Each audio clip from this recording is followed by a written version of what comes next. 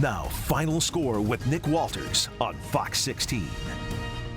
Well, 2022 is flying by and college football is almost back. Time is ticking and we've been counting down the days. Let's see, on the football calendar, signing day, check. Spring ball, done. NFL draft, in the books. Shout out Treylon Burks. And as of this week, SEC Media Day is history.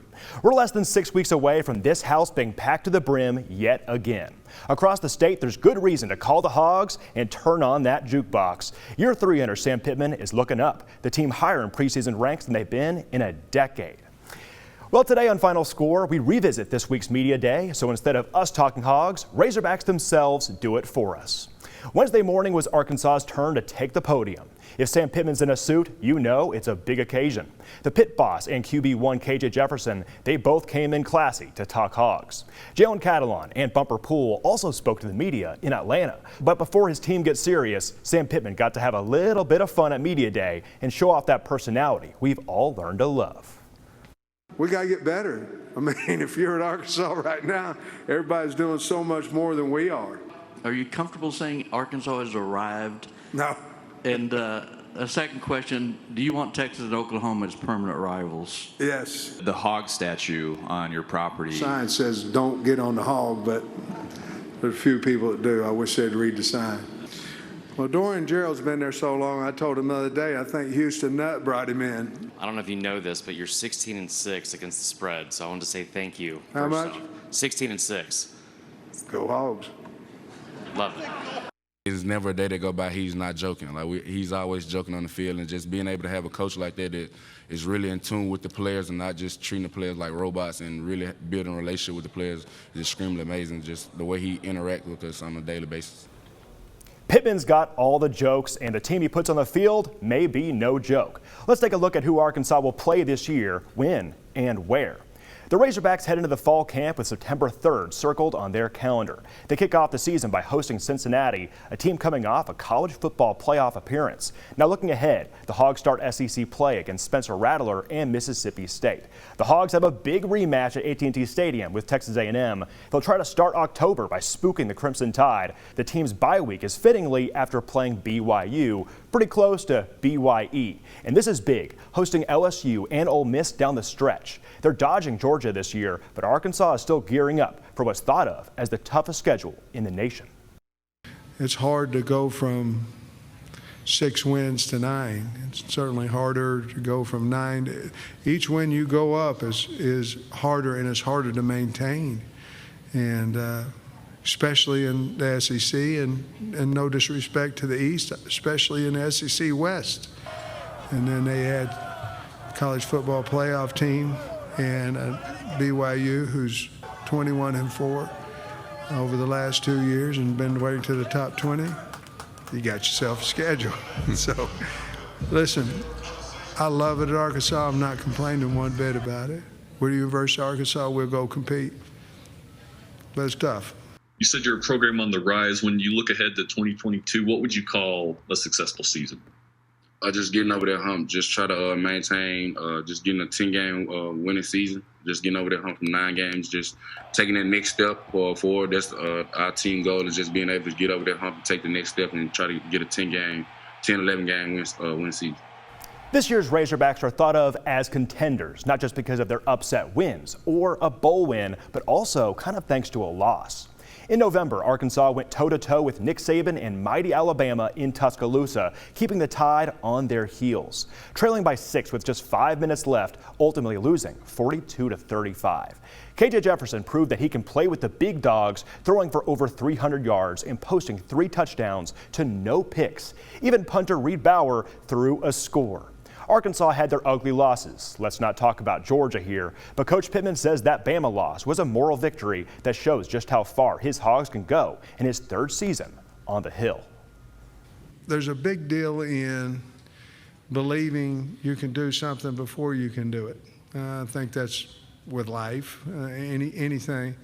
I think Alabama beat us 100-0 my first year, and last year we got a little bit closer. I remember it gave us a level of confidence, if there is such a thing, in a loss. And we don't play to lose. We're the University of Arkansas. We're not trying to lose anybody. But Alabama that night, it did give us a little bit of confidence that we can compete. And we'd already proven that because we'd beaten, I don't know, number 15, number 7, number 17, whatever it was each week. I think we'd won 3 top 15 or top 20 games already that year. But to compete against University of Alabama is where we need to go to, and we got a little closer. It gave me a lot of confidence. Just the preparation, the week leading up to the game, just getting in with my coaches, just meeting on the game plan, and I was really confident about the game plan. And when it came down to game time, just my teammates just being able to make plays for me, and I was just able to get the ball to them, so and let them make plays. Arkansas will have a strong run game, but there's no question that junior quarterback KJ Jefferson leads the charge. On the Maxwell Award watch list for best player in the nation and a dark horse candidate for the Heisman, KJ is proud of how he's improved since assuming the starting job last year, and he's ready to bring it to the next level this fall. I feel like I improved on just decision making and being disciplined with the ball, just taking care of the ball, and try to get put my teammates in the best position to win.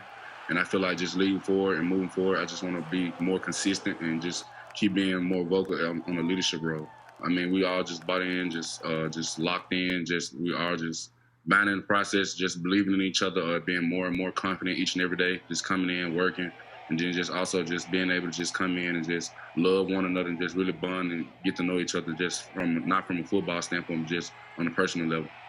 We do feel like we have a target on our back now. Just coming off of last season and success that we had last season. So just we knowing that everybody just buying in, just knowing that we have a target on our back and we have to work extremely harder than ever and just to keep being consistent and just keep improving. But one guy can't do it alone. The question is, who can replace that man? The Hogs will be without their star wideout as Treylon Burks became the highest drafted Razorback since 2018. Arkansas will lean on the run game with Raheem Sanders and Dominic Johnson, but KJ having a go-to guy or weapons to spread the wealth will be a key factor to wins this year. Replacing an all-SEC receiver won't be easy, but it doesn't have to come down to just one dude. I think to answer your question, it's going to be a little bit by committee. We obviously went and got Jaden Hazelwood out of Oklahoma, or he transferred over, however you say it. And Matt Landers is another portal guy. And then Ketron Jackson's a guy that's got to step up. Warren Thompson has to, We've got some young guys, Jaden Wilson, Bryce Stevens. But I think we got to kind of do it more by committee and I'm not saying one of those guys can't have a breakout season. I'm not saying that, but I think to replace a Burks, you got to do it with more than one guy. My receiving core, I mean, those guys just competitors that just came out each and every day, worked hard, just on the off days, weekends, we come in, everybody just in there just working out and just being able to just fill that void from Treylon Burks leaving, just being able to have guys step up and just try to maximize their opportunities when it presents itself. Well, look, defense wins championships. Let's switch gears to the other side of the ball. It appears Sam Pittman has brought the Hogs out of their dark days. A linebacker who's been there through the highs and the lows is Bumper Poole. The senior linebacker chose to come back for a 5th and final year. He's chasing the all-time program record for tackles, but also wants to leave the team in a better place than when he found it, making sure last season's success wasn't just a flash in the pan. I think winning in the SEC is difficult, in itself. But I've been a part of teams that, like you said, have been 2-10, and then obviously after last season, things completely changed. But it wasn't, an overnight success, and there's a lot of work that goes into it. And you talk about repeating that success. Well, the work is what ultimately can determine the wins and losses. And this team is extremely hardworking. The summers aren't easy. And we know that fall camp's coming up, and that's a grind. It's very important. It's also a very big reason why I came back.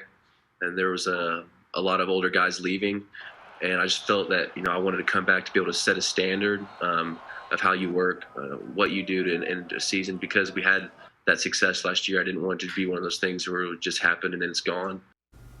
Another man on a mission, but for different reasons, is star safety Jalen Catalon. Coming off a freshman season when he received All-American honors, a shoulder injury cut last fall short for Catalon. Now he's out to prove that he's still one of the best DBs the SEC has to offer. From picks to flying sideline to sideline, his play will speak for itself. But Catalon's top priority in his junior season is to make sure that Arkansas is here to stay atop SEC ranks. We just kind of, said, okay, we're satisfied. No, we were hungry to be even better. So, I felt like we went even harder. We said we got to go even harder because, we don't want to repeat last year. We want to be better. Like I said, last year was a great year, but I always say to the team, last year was last year. It's 2022 now, so it's a new year. Everybody's looking to, start off right and, try to make it to the top, just like how we are. So I say we got to attack every single day and just get 1% better. And then if we do that, we can progress off last year. As far as I know right now, our focus is going to fall camp as healthy as possible and just getting better every single day. And then when that time comes, September 3rd, we're going to focus on Cincinnati. A ton to be excited about on the Hill. Now up next, those Razorbacks reflect on one of the most memorable wins last season and look forward to a rematch this fall. You're watching Final Score on Fox 16. Welcome back, everybody. We're looking ahead to Razorbacks football as the season arrives on September 3rd. And not going to lie, if you ask me, this thing could go a little bit faster. To help hype us up, let's remember the good times we had last fall, including 9 wins and a bowl game. This game sticks out as a memorable one, Arkansas trouncing Texas and making a statement in doing so. But the Hogs won't play the Horns until they join the SEC. Now the Aggies, that's a different story. Last September in the Southwest Classic, Arkansas beat Texas A&M for the first time since 2011. We done a Texas sweep, baby. Hey, I hear you. And that'll do it for us here in Arlington. Final score in this one, the Razorbacks toppled Texas A&M 20-10, giving Arkansas as a program the best momentum they've had in years. Oh yeah, good times, good times. But Sam Pittman and the Razorbacks know good and well that win is in the past. They're on to the next one, knowing A&M will be out for vengeance on September 24th. Here are the Hogs remember that glorious upset and how they look to the rematch 2 months from today. It was a real surreal moment.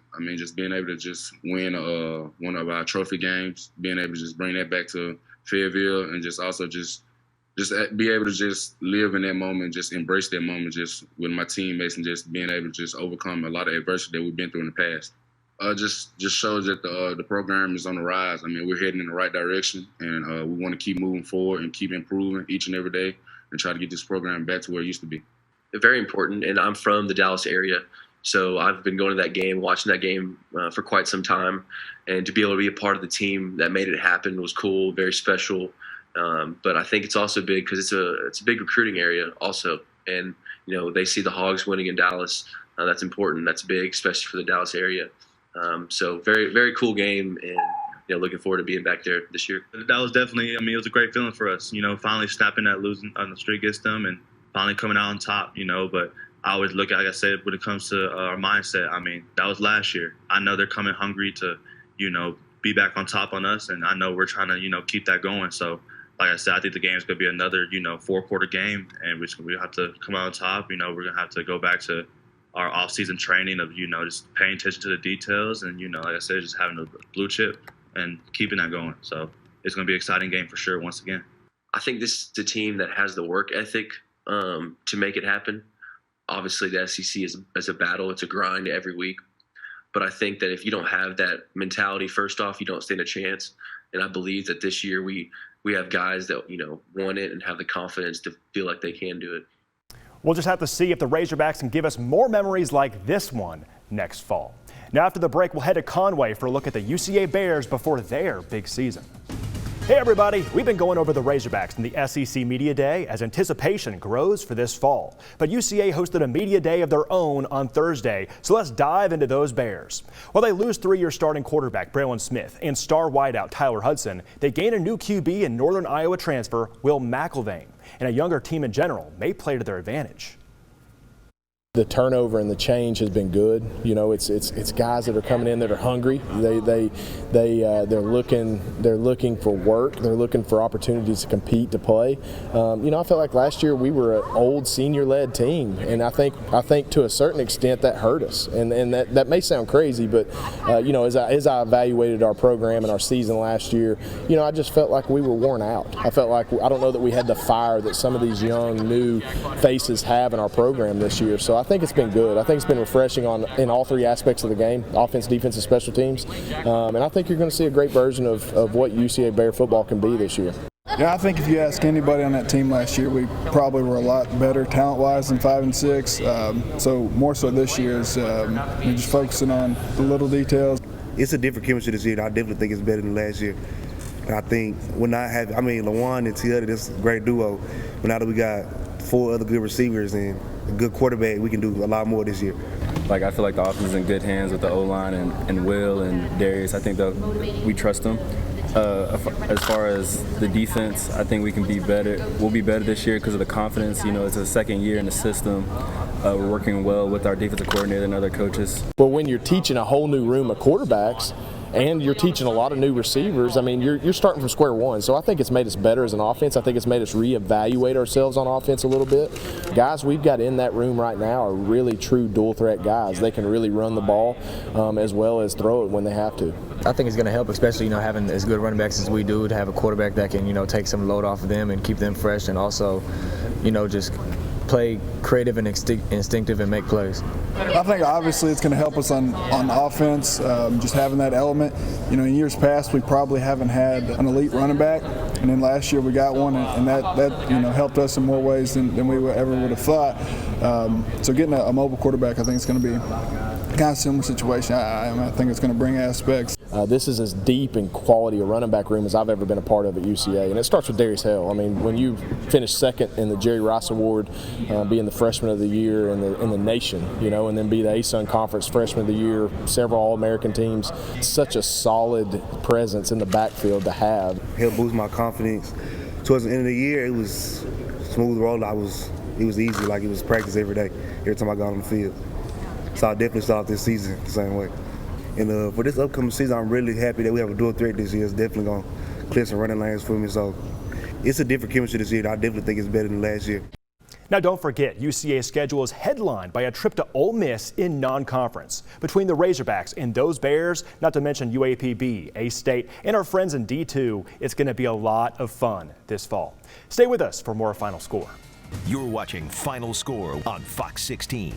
Well, that'll do it for us tonight. Thanks as always for hanging out with us and capping off your weekend with Fox 16 Sports. Shout out to all the hardworking folks on the floor and in the booth who make this show possible. Have a great week, and we'll see you next Sunday right here on the Final Score.